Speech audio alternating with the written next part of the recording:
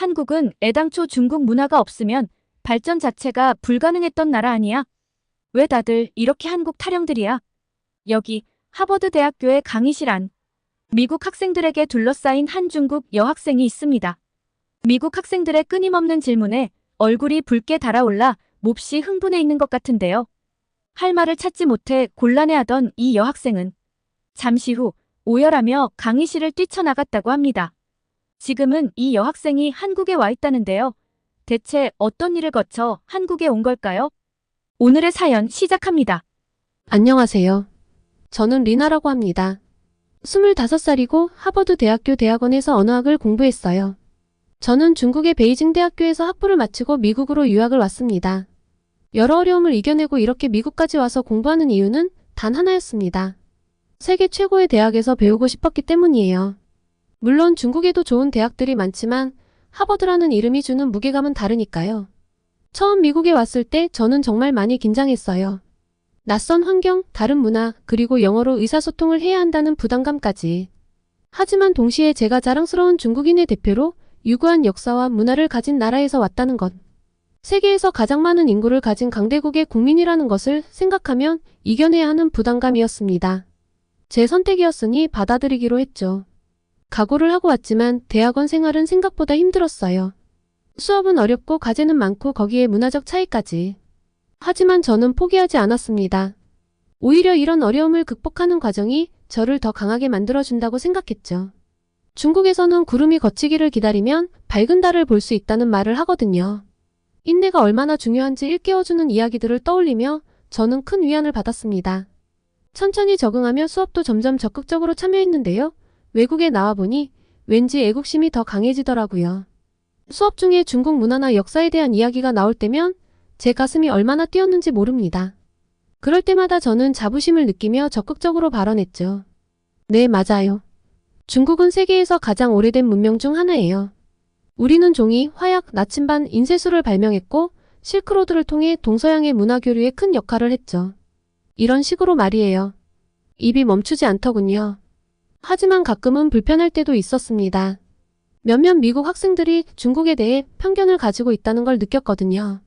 공산주의 국가라는 이유로 중국을 부정적으로 보는 시선, 인권 문제를 거론하며 비판하는 목소리들. 이럴 때면 제 마음이 무거워졌어요. 하지만 저는 이해시키려 노력했습니다. 중국도 많이 변하고 있어요. 우리도 발전을 위해 노력하고 있다고요. 그러던 어느 날 수업 중에 한 교수님이 동아시아 언어에 대해 설명하시다가 한자 이야기를 꺼내셨어요. 한자는 중국에서 시작되어 한국과 일본으로 전파되었죠. 이 말을 들으며 저는 또 한 번 자부심을 느꼈습니다. 우리 문화가 이웃나라에 큰 영향을 미쳤다는 사실이 뿌듯했거든요. 하지만 그 뿌듯함도 잠시 곧이어 들려온 교수님의 말씀에 저는 깜짝 놀랐습니다. 그런데 현재는 굉장히 흥미로운 상황이 발생하고 있어요. 과거에는 한국이 한자를 빌려 한국어를 표기했는데요. 그런데 지금은 오히려 중국인들이 한국이 썼던 방식으로 외래어를 표기하고 있어요. 의미를 살려 쓰거나 소리 나는 대로 쓰는 방식을 사용하는 거죠. 예를 들어 콜라를 표기할 때 할 수 있다라는 뜻을 가진 커와 즐겁다는 뜻의 러를 사용합니다. 이를 합치면 마시면 즐거울 수 있다는 의미가 되죠. 동시에 발음도 콜라와 비슷하게 들립니다. 또 다른 예로 샴푸를 뜻하는 단어가 있는데 향기롭다라는 뜻을 가진 샹과 파도를 의미하는 보를 사용하죠. 이렇게 되면 발음이 원래 샴푸와 비슷하게 들리는 겁니다. 이런 방식에서 결국 한국이 선구자였던 셈이에요. 한국은 이제 한글이라는 훌륭한 문자가 있어서 이런 고민을 할 필요가 없지만 중국은 여전히 이런 방식을 사용하고 있습니다. 그러니까 지금 우리가 한국을 따라가고 있다는 거죠. 충격으로 손이 떨렸습니다. 그리고 이후 교수님은 마치 한국인인 것 마냥 한글 예찬을 하기 시작했습니다. 그리고 세계에서 가장 놀라운 글자, 한글의 창제 과정은 정말 놀라운데요. 세종대왕은 백성들이 쉽게 배우고 쓸 수 있는 글자를 만들고자 했어요. 당시 조선의 평민들은 한문을 읽지 못해 나라의 법도를 모르고 잘못을 저질러 벌을 받는 경우가 많았기 때문이죠. 세종대왕은 거의 혼자서 한글을 만들었습니다. 훈민정음의 창제 작업은 철저하게 비밀리에 추진되었어요. 이는 당시 양반들의 반대가 심했기 때문입니다. 그들은 문자와 학문을 권력의 기반으로 삼고 있었고 평민들이 글을 읽고 쓰는 것을 원하지 않았죠. 게다가 이렇게 만들어진 글자는 전 세계의 학자들이 극찬을 하고 있습니다. 한글의 우수성에 대해 세계의 많은 학자들이 극찬을 아끼지 않고 있어요. 언어학을 연구하는 사람들에게 한글은 언제나 매력적인 언어입니다. 지금은 돌아가셨지만 언어학의 권위자로 시카고 대학에 재직하셨던 제임스 맥콜리 교수님의 이야기 여러분들 다 기억하죠? 한글은 혀, 성대 등 목소리를 내는데 관여하는 발음 기관의 모양을 본떠 만들어진 글자여서 소리의 특징을 시각화하는 데 뛰어나다고 평가한 거요. 언어학자 에드윈 라이샤워 역시 한글을 세계 어떤 나라의 문자에서도 볼 수 없는 가장 과학적인 표기 체계라고 극찬했죠. 저는 여러분들이 언어학의 권위자가 되기 위해서 한글을 꼭 깊이 있게 연구했으면 좋겠습니다. 영국 옥스퍼드 대학교의 언어학대학에서 세계 모든 문자를 놓고 합리성, 과학성, 독창성 등을 기준으로 한 순위에서 한글이 1위를 차지할 정도로 한글의 과학성과 독창성은 세계적으로 인정받고 있으니까요. 아, 저 교수 한국에서 뒷돈을 받기라도 한 건가? 저 교수는 분명 푸른 눈, 금발머리인데 마치 한국인 같았습니다. 그리고 한글 예찬, 한국 칭찬은 끊이지 않았죠. 언어학자로서 개인적으로 가장 흥미로운 건 역시 한국의 문맹률입니다. 여러분들 한국의 문맹률이 몇 %인지 아나요? 한국어를 배워봤다면 얼마나 한국어가 과학적이고 쓰기 편한지 알 테니 한국어를 배워본 학생이 이야기해보죠. 맨 앞에 학생이 손을 들었습니다. 몇 시간이면 배울 수 있던데요? 3% 미만 아닐까요? 3%요? 한 나라의 문맹률이 3%인 것도 놀라운데 한국은 무려 1% 미만입니다. 오죽하면 유네스코에서는 문맹퇴치상의 이름을 세종대왕 문맹퇴치상으로 명명해 쓰겠어요. 한글은 전 세계의 문맹퇴치에 기여하고 있으며 여러 언어에 적용할 수 있는 가능성을 보여주고 있죠. 개인적으로는 문자가 없다면 한글을 채택하여 배우는 것이 가장 빠른 길이라고 생각해요. 교실 안이 탄성으로 가득 찼습니다. 저는 자존심이 몹시 상했어요. 하지만 저는 이런 감정들을 겉으로 드러내지 않으려 노력했습니다. 수업 시간에는 여전히 자신감 넘치는 모습으로 발표하고 토론에 참여했습니다. 하지만 마음 한구석에는 작은 상처가 생기고 있었죠. 그리고 그 상처는 점점 커져갔습니다. 이것이 제 하버드 생활의 시작이었습니다. 그리고 또 하나의 상처는 하버드에서의 생활이 익숙해지며 눈에 띄게 된 미국 내에서 급증한 한류의 인기였죠. 캠퍼스 곳곳에서 한국 문화의 흔적을 발견할 수 있었어요. 식당에서는 김치와 비빔밥이 인기 메뉴가 되었고 도서관에서는 한국어를 배우는 학생들을 쉽게 볼 수 있었죠. 심지어 제 미국인 룸메이트는 밤마다 한국 드라마를 보며 울고 웃곤 했어요. 이런 현상을 보며 저는 묘한 감정에 휩싸였습니다. 한편으로는 아시아 문화가 미국에서 인정받는다는 사실이 기뻤어요. 하지만 다른 한편으로는 불편한 마음이 들었죠. 왜 하필 한국일까? 중국 문화는 더 오래되고 풍부한데 왜 세계인들이 중국의 것은 즐기지 않지?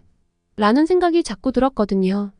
이런 감정을 애써 무시하려 했지만 쉽지 않았어요. 특히 수업 시간에 한류에 대한 이야기가 나올 때면 가슴이 답답해졌습니다. 교수님들은 한국의 문화 산업을 칭찬하며 그들의 성공 전략에 대해 열띤 토론을 벌였죠. 그때마다 저는 입술을 깨물며 참았어요.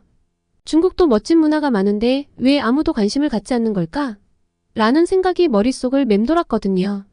점점 제가 중국 출신이라는 것이 자부심이 아니라 저를 작아지게 만드는 요인이 되었습니다.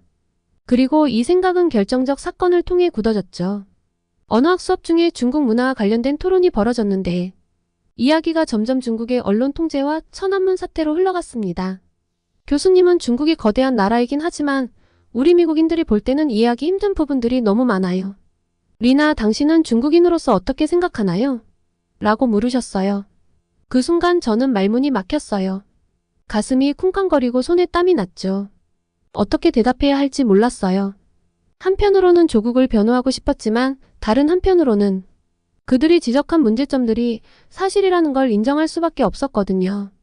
결국 저는 아무 말도 하지 못하고 입술만 깨물고 있었고 교수님은 저를 보며 고개를 절레절레 젓더니 다른 이야기를 시작했습니다. 수업이 끝나자마자 건물 뒤 벤치로 달려가 답답함에 눈물을 터뜨렸습니다. 울고 있는데 누군가가 조용히 다가왔어요. 고개를 들어보니 성우였습니다. 성우는 제가 같은 동양인이라 그런지 유학 초기에 알게 모르게 굉장히 많은 도움을 줬던 친구입니다. 친절하고 스마트하고 매너가 좋아 누구에게나 인기가 좋죠. 제가 걱정이 되었는지 같이 따라 나왔나 보더라고요. 리나 괜찮아? 성우가 걱정스러운 목소리로 물었어요. 고맙기도 했는데 한편으로는 한국인 앞에서 이런 모습을 보이는 게 너무 불편했습니다. 복잡한 감정이 한꺼번에 몰려왔어요. 제가 중국인으로서 느끼는 자존심, 한국 문화에 대한 질투심, 그리고 성우의 친절함에 대한 고마움과 부끄러움이 뒤섞였죠. 저는 잠시 망설이다가 대답했어요. 괜찮아. 어제 잠을 잘 못 자서 그래. 하지만 제 목소리가 떨리는 걸 숨길 수 없었어요. 성우는 제 눈을 똑바로 바라보며 말했어요. 괜찮아 보이진 않는데? 무슨 일 있어? 혹시 내가 도와줄 수 있는 일이 있을까? 그의 진심 어린 걱정에 저는 더욱 혼란스러워졌어요. 한편으로는 그의 친절함이 고마웠지만 다른 한편으로는 왜 하필 한국 학생에게 이런 모습을 보여야 하는지 괴로웠거든요. 저는 깊게 한숨을 쉬고 말했어요. 성우야 고마워. 하지만 지금은 혼자 있고 싶어. 내 걱정 정말 고맙지만 내가 스스로 해결해야 할 문제인 것 같아. 성우는 잠시 망설이는 듯 했지만 결국 고개를 끄덕였어요. 알겠어, 리나. 하지만 언제든 이야기하고 싶으면 나한테 연락해. 알지? 우리는 친구잖아. 그의 말에 저는 애써 미소를 지었어요. 응, 고마워. 성우가 떠난 후 저는 거울을 꺼내 제 얼굴을 보았습니다. 눈물로 얼룩진 제 얼굴이 보였죠. 그 순간 저는 제가 얼마나 복잡한 감정에 휩싸여 있는지 깨달았어요. 중국인으로서의 자부심, 한국 문화에 대한 질투, 그리고 성우 같은 친구를 대하는 제 모순된 태도. 이 모든 것들이 제 마음속에서 소용돌이치고 있었던 거예요. 사실 유학 생활을 하면서 미국인들보다는 한국인들이 더 친근하게 느껴졌어요. 비슷한 문화적 배경 때문인지 서로 이해하기 쉽고 공감대도 형성되죠. 하지만 동시에 경쟁 의식도 생겨요. 우리 문화가 더 우수해, 우리나라가 더 발전했어 이런 생각들이 자꾸 들곤 했죠. 성우와 이야기를 나누면서도 이런 감정들이 교차했어요. 그의 친절함에 감동하면서도 한편으로는 질투심도 들었죠. 성우가 영어를 유창하게 구사한다는 점, 미국 학생들 사이에서 인기가 많다는 점, 심지어 그의 학업 성취도까지도 저를 불편하게 만들었어요. 그날 이후로 저는 성우를 피하기 시작했어요. 수업에서 마주치면 고개를 돌리고 성우가 말을 걸어와도 짧게 대답하고 자리를 피했죠. 하지만 이런 제 행동이 오히려 저를 더 괴롭게 만들었어요. 성우의 따뜻한 미소와 친절한 태도를 외면할 때마다 가슴 한구석이 아파왔거든요. 어느 날 저녁, 도서관에서 늦게까지 공부하다 나왔는데 우연히 성우와 마주쳤어요. 그는 여전히 친절하게 인사를 건넸죠. 리나 오랜만이다. 요즘 어떻게 지내? 순간 제 마음에 후회와 부끄러움이 밀려왔어요. 더 이상 이렇게 살 수 없다는 생각이 들었죠. 깊은 한숨을 내쉬고 용기를 내어 말했어요. 성우야 미안해. 내가 요즘 너한테 좀 이상하게 굴었지? 성우는 잠시 놀란 표정을 지었다가 이내 따뜻한 미소를 지었어요. 괜찮아 리나. 뭔가 힘든 일이 있는 것 같아 보여서 걱정했어. 혹시 이야기하고 싶은 게 있다면 들어줄 수 있어. 그의 진심 어린 말에 저는 참았던 감정이 터져나왔어요. 사실 미국에 와서 이래저래 마음이 힘들어. 솔직히 말하면 한국을 싫어했어. 중국인으로서 자부심도 있고 우리나라를 사랑하는데 여기 와서 보니 다들 중국을 이상하게 취급하는 것 같아. 반면에 한국은 모두가 좋아하고 이미지도 좋잖아? 솔직히 말해서 질투가 났어. 말을 하다 보니 눈물이 흘렀어요. 내가 언어학을 전공하는데 한국에 한자가 있는 것도 우리 문화가 더 우월해서 영향을 준 거라고 생각했어. 한국은 중국 밑이라고 여겼지. 그런데 수업 시간에는 정작 중국이 한국을 따라가고 있다고 이야기를 하고 한국은 이미 전 세계에서 인정을 받고 게다가 미국에 와서 보니 한국 문화는 이미 모두가 좋아하더라고. 우리나라가 한참 뒤처졌구나, 한국이 더 앞서 나갔구나 이런 생각들이 나를 괴롭혔어. 성우는 조용히 제 말을 끝까지 들어주었어요. 그리고 나서 천천히 말을 꺼냈죠. 리나 내 마음 정말 잘 알 것 같아. 우리가 중국의 영향을 받은 건 사실이야. 하지만 우리는 아주 오래전부터 우리만의 말이 있었어. 단지 글자가 없어서 한자를 빌려 표기했을 뿐이야. 그리고 수업 시간에 들은 대로 백성들을 위해 왕이 우리만의 글자를 만들어준 거야. 성우는 계속해서 말했어요. 문화는 서로 영향을 주고받는 거야. 한자도 마찬가지고 한국이 다른 방식으로 활용해 더 발전했더라도 그게 중국 문화의 위대함을 부정하는 건 아니야. 오히려 중국 문화의 영향력을 보여주는 거지. 하지만 동시에 우리는 그것을 바탕으로 우리만의 독특한 문화를 만들어냈어. 그러니 그런 것들은 인정해야지. 각각의 문화는 모두 고유성과 그 특성이 있는데 어떤 문화가 더 우월하고 아니고는 아니라고 생각해. 그의 말을 들으며 제 마음속 응어리가 조금씩 풀리는 것 같았어요. 성우는 이어서 말했죠. 리나, 넌 정말 대단해. 오랜 역사와 문화를 가진 나라에서 왔잖아. 그걸 자랑스러워해도 돼. 하지만 동시에 다른 문화의 좋은 점도 인정할 수 있어야 해. 그게 진정한 자신감이야. 성우의 말에 저는 깊은 깨달음을 얻었어요. 제가 그동안 얼마나 편협한 시각을 가지고 있었는지 알게 되었죠. 성우야, 고마워. 내 말을 들으니 내가 얼마나 어리석었는지 알겠어. 난 그저 질투심에 사로잡혀 있었던 거야. 한국에 대해 이렇게 많이 몰랐다니 그것도 부끄럽다. 그날 밤 우리는 캠퍼스를 걸으며 오랫동안 이야기를 나눴어요. 중국과 한국의 문화, 우리가 겪은 유학 생활의 어려움, 그리고 서로의 나라에 대해 가지고 있던 오해들까지. 이야기를 나누면 나눌수록 제 마음은 더욱 가벼워졌어요. 성우는 제게 한국의 역사와 문화에 대해 더 많이 알려주었고, 저는 중국의 아름다운 전통과 현대 문화에 대해 이야기했어요. 우리는 서로의 문화를 존중하면서도 각자의 정체성을 잃지 않는 방법에 대해 깊이 있게 대화를 나눴죠. 그날 이후로 제 마음에 큰 변화가 생겼어요. 더 이상 한국 문화를 질투하지 않게 되었고, 오히려 그들에게서 배울 점을 찾기 시작했죠. 동시에 제 나라 중국에 대한 자부심도 더욱 강해졌어요. 이제는 중국의 좋은 점을 자신 있게 이야기할 수 있게 되었고, 한국의 독특한 문화와 역사에 대해서도 존중하는 마음이 생겼어요. 그리고 또 다른 변화가 생겼습니다. 제 마음속에 묘한 감정이 싹트기 시작했거든요.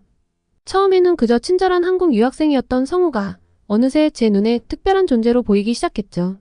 성우의 따뜻한 미소, 지적인 대화, 그리고 다정한 태도가 제 마음을 설레게 했어요. 도서관에서 공부할 때면 자꾸 성우의 모습을 훔쳐보게 되고 우연히 마주칠 때면 심장이 쿵쾅거렸죠. 리나, 오늘 공부 잘 됐어? 그가 말을 걸어올 때마다 저는 얼굴이 붉어지는 걸 느꼈어요. 꽤 했어. 너는 어때? 이렇게 어색하게 대답하면서도 속으로는 성우와 더 이야기를 나누고 싶어 했습니다. 그런데 어떤 이야기를 할지 준비를 해놔도 말이 쉽사리 안 나오더라고요. 매번 준비한 말을 다 하지도 못하고 돌아서는 저를 얼마나 자책했는지 모릅니다. 어느 날 용기를 내어 성우에게 커피를 마시러 가자고 제안했는데요. 흔쾌히 허락하더라고요. 캠퍼스 카페에서 오랜 시간 이야기를 나눴는데 참 행복했습니다. 성우의 꿈, 고민, 한국에서의 추억들까지 모든 게 너무나 흥미로웠어요. 그날 이후로 조금 더 가까워지기 위해 저는 최선을 다했습니다. 그런데 제가 하나 놓친 게 있었어요. 여자친구가 있는지 물어본 적이 없었던 거죠. 밥을 먹으며 여름방학에 뭐 할 거야? 라고 물어봤는데 여자친구가 미국에 올 거야. 오래간만에 보니까 같이 좋은 데 다녀야지. 라는데 표정 관리가 안 되더라고요. 한국에 있는데 진짜 오래 만났대요.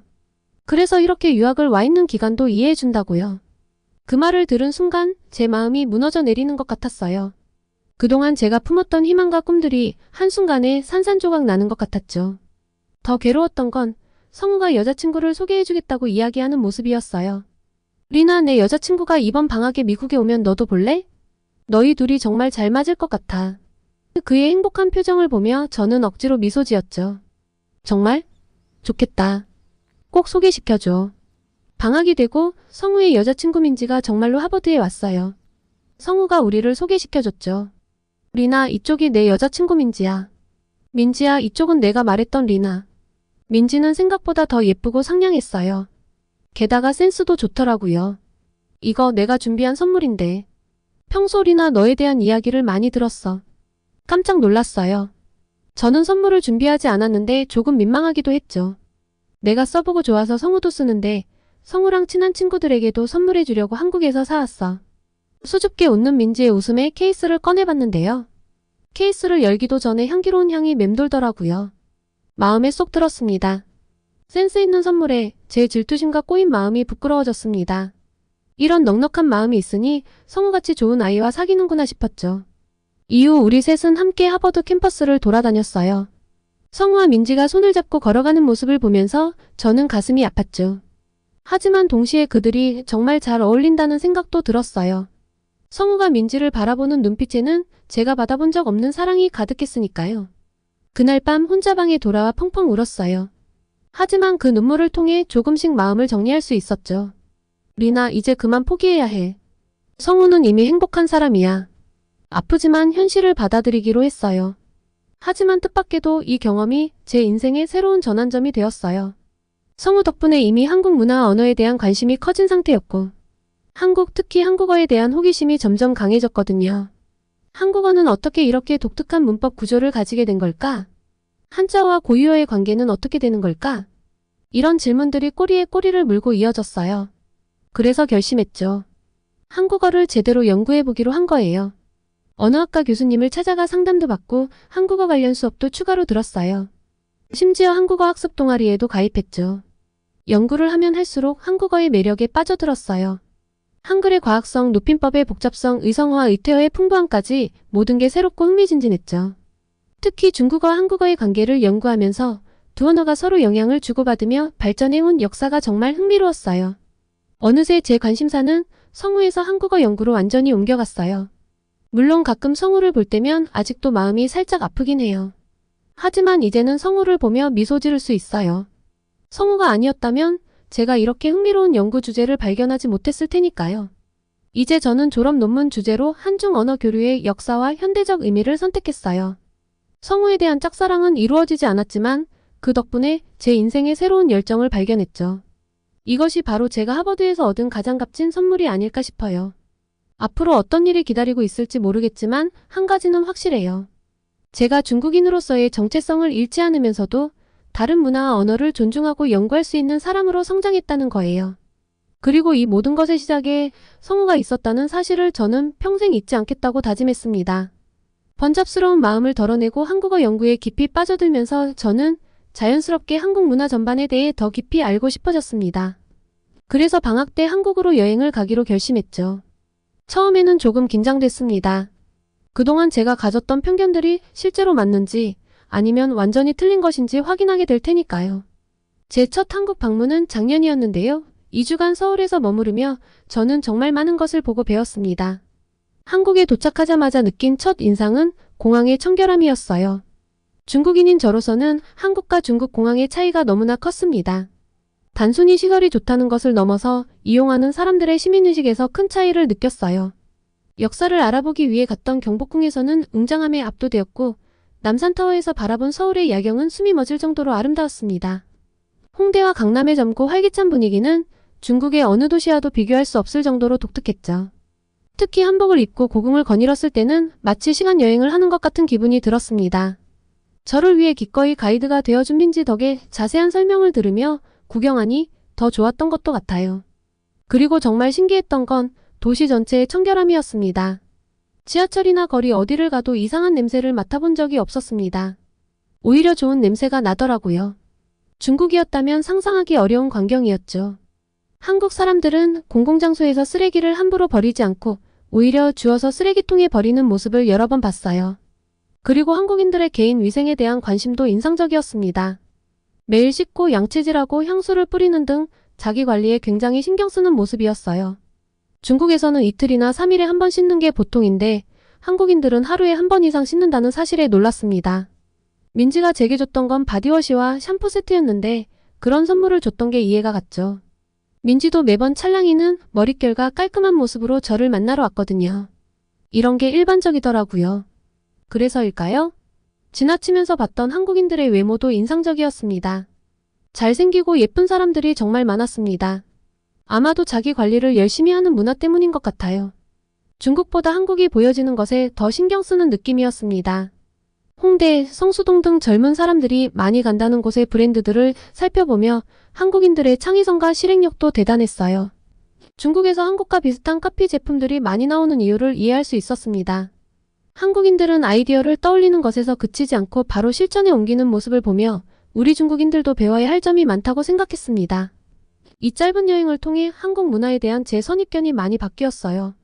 처음에는 인정하고 싶지 않았지만 한국에서 배울 점이 정말 많다는 것을 깨달았습니다. 청결함, 개인위생, 시민의식, 창의성, 실행력 등 모든 면에서 한국은 중국보다 앞서 있다는 느낌을 받았어요. 물론 이런 생각을 중국에 돌아가서 말하면 많은 사람들이 저를 비난할 거예요. 하지만 저는 완벽한 중국인으로서 한국에서 느낀 점을 솔직하게 말하고 싶습니다. 우리가 한국의 좋은 점을 배우고 발전한다면 중국도 더 나은 나라가 될 수 있을 거라고 믿습니다. 솔직히 한국에서 정말 행복했어요. 귀국할 때는 벌써 다음 방문을 계획할 정도였습니다. 한국의 문화, 사람들, 그리고 도시의 분위기가 너무나 마음에 들었거든요. 특히 한국인들의 친절함과 예의 바른 모습이 깊은 인상을 남겼습니다. 중국인이라고 하면 좀 퉁명스럽게 대하지 않을까 했는데 길을 물어볼 때에도 식당에서도 언제나 친절하게 웃어주는 모습에 제 마음이 사르르 녹는 기분이었습니다. 그리고 아주 뜻밖의 기회로 한국 재방문을 생각보다 빨리 하게 되었습니다. 졸업을 앞둔 어느 날 성우에게서 결혼 소식을 들었거든요. 메일로 온 청첩장을 보는 순간 가슴이 덜컥 내려앉는 느낌이었어요.